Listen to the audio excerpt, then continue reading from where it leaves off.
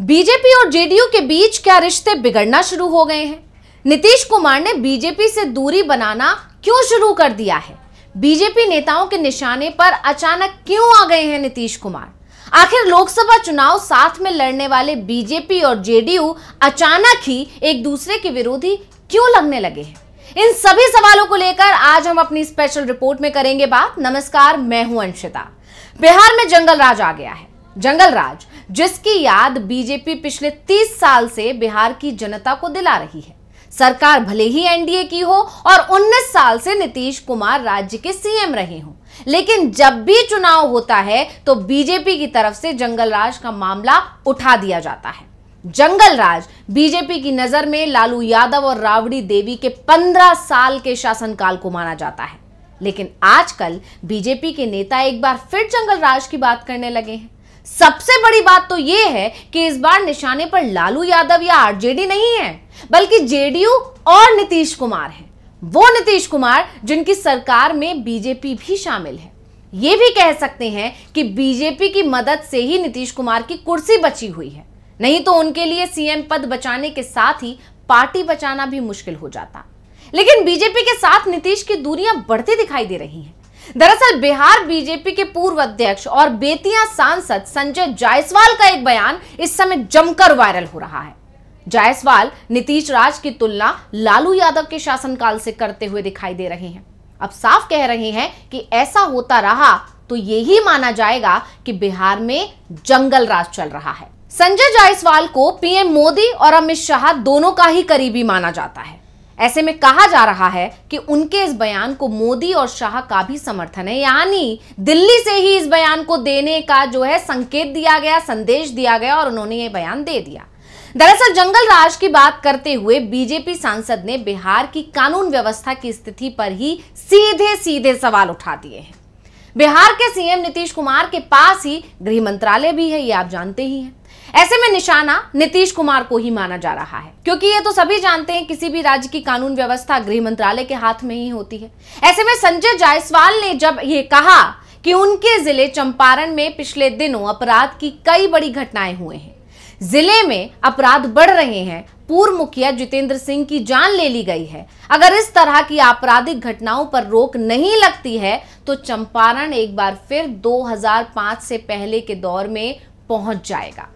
यानी बीजेपी जिसे जंगल राज कहकर प्रचारित करती है, वो जंगल राज नीतीश कुमार के शासनकाल में आ जाएगा। बीजेपी सांसद ने पुलिस की कार्यशैली पर भी सवाल उठा दिए। जायसवाल ने आगे कहा कि पुलिस की कार्यशैली संदेहास्पद है और कुछ अधिकारी अपराधियों को संरक्षण दे रहे हैं।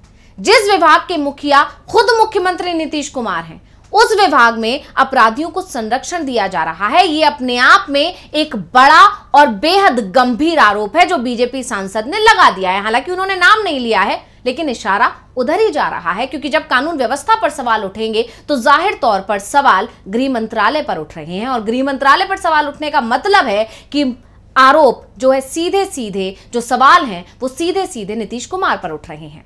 अब बीजेपी सांसद संजय जायसवाल लगातार नीतीश सरकार को घेर रहे थे। ऐसे में उनसे एक सवाल कर लिया गया कि बिहार में तो बीजेपी भी सरकार में है, वो नीतीश कुमार के साथ मिलकर सरकार चला रही है, फिर भी लोगों की जान ली जा रही है, इस तरह की घटनाएं लगातार हो रही हैं, तो क्या इसे जंगल राज कहा जा सकता है? इस पर उन्होंने अपनी ही सरकार और प्रशासन पर हमला बोलते हुए कहा कि जिस तरह से पूर्व मुखिया जितेंद्र सिंह की 19 गोलियां मारकर जान ली गई है, उससे यही साबित होता है कि जंगल राज जैसे हालात हो गए हैं।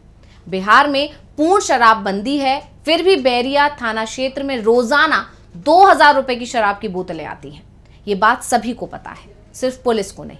शराब के कारण ही बैरिया थाना क्षेत्र में एक व्यक्ति की जान चली गई। ये बहुत ही दुखद है। इस मामले में पुलिस को हर हाल में उन सफेद पोशों तक पहुंचना होगा जिनका हाथ इस घटना के पीछे है। सभी को बेनकाब करके कार्रवाई करनी चाहिए, सिर्फ छोटे अपराधियों को पकड़कर काम नहीं चलेगा। यानी बीजेपी सांसद ने जिस तरह से नीतीश कुमार पर सवाल उठाए हैं, उसके बाद सवाल बीजेपी और जेडीयू के रिश्तों पर भी उठ रहे हैं। इन सवालों से पहले ये जान लेते हैं कि आखिर संजय जायसवाल हैं कौन। तो संजय जायसवाल बिहार की पश्चिमी चंपारण सीट से 2009 से सांसद हैं। वो 4 बार से ये सीट जीत रहे हैं। 2019 में संजय जायसवाल को बिहार बीजेपी की कमान सौंपी गई थी। जायसवाल का ही कमाल था कि बिहार में बीजेपी जेडीयू से आगे निकल गई। 2020 के विधानसभा चुनाव में बीजेपी को जेडीयू से दोगुनी के करीब सीटें मिली थी। जेडीयू को 43 और बीजेपी को 74 सीटों पर जीत मिली थी। नीतीश सरकार के प्रति लोगों की नाराजगी का नुकसान जेडीयू को उठाना पड़ा और बीजेपी को इसका ज्यादा नुकसान नहीं हुआ और इसी वजह से जो है बीजेपी बड़े भाई की भूमिका में रही। लेकिन जायसवाल की यही नीतियां नीतीश की परेशानी बढ़ा रही थी और बाद में नीतीश अगस्त 2022 में एनडीए से नाता तोड़ लेते हैं और हाथ मिला लेते हैं आरजेडी से। तब दावा किया गया था कि नीतीश कुमार के एनडीए से अलग होने के पीछे कहीं ना कहीं संजय जायसवाल की नीतियां भी जिम्मेदार थी। बाद में बीजेपी ने भी संजय जायसवाल को हटाकर सम्राट चौधरी को प्रदेश अध्यक्ष बना दिया। इसके बाद लोकसभा चुनाव से पहले एक बार फिर नीतीश कुमार एनडीए में लौट आए और फिर से उन्होंने जनवरी 2024 में 9वीं बार सीएम के रूप में शपथ ली। लेकिन जल्दी ही बीजेपी और जेडीयू के बीच अब तनाव की खबरें आना फिर से शुरू हो गई हैं। वैसे एक सवाल यह भी उठ रहा है कि संजय जायसवाल ने बिहार में जंगल राज की वापसी की जो बात कही है, क्या वो केंद्र सरकार के इशारे पर कही है? क्या बीजेपी नीतीश कुमार पर दबाव बना रही है या फिर नीतीश कुमार का प्लान पहले ही लीक हो चुका है और बीजेपी को यह समझ में आ गया है कि नीतीश कुमार किसी भी समय पाला बदल सकते हैं और इसी के चलते अचानक ही बीजेपी सांसद ने नीतीश कुमार को सीधे सीधे अपने निशाने पर ले लिया और नीतीश राज में जंगल राज वापस आने की आशंका जता दी है। ऐसे में ये सवाल उठ रहे हैं कि क्या बीजेपी की आशंका जल्दी सच साबित होने वाली है? वैसे हाल ही में संसद में जेडीयू के दो अलग अलग रूप दिखाई दिए। मोदी सरकार की तरफ से वक्फ कानून में संशोधन का बिल लोकसभा में पेश किया तो जेडीयू ने इसका समर्थन कर दिया। लेकिन यह भी खबर आई कि पीएम मोदी से मिलकर जेडीयू सांसद ने बिल को रोकने की बड़ी मांग भी कर दी थी, जिसके चलते बिल जेपीसी के पास चला गया। दूसरा, जेडीयू के ही तमाम नेताओं की तरफ से ये बयान सामने आए थे कि पार्टी वक्फ बिल का विरोध करेगी। बिहार को विशेष राज्य का दर्जा दिए जाने की मांग को लेकर भी टकराव दिखाई दे रहा है। नीतीश कुमार ने अभी तक इस मांग को छोड़ा नहीं है, तो दूसरी तरफ बीजेपी बिहार को विशेष राज्य का दर्जा देने को बिल्कुल तैयार नहीं है। यानी बीजेपी और जेडीयू के बीच में टकराव तो शुरू हो चुका है। इसके अलावा जब यूपी में नेम प्लेट आदेश जारी किया गया उस समय भी जेडीयू ने आगे आकर इस फैसले का जो है विरोध किया था।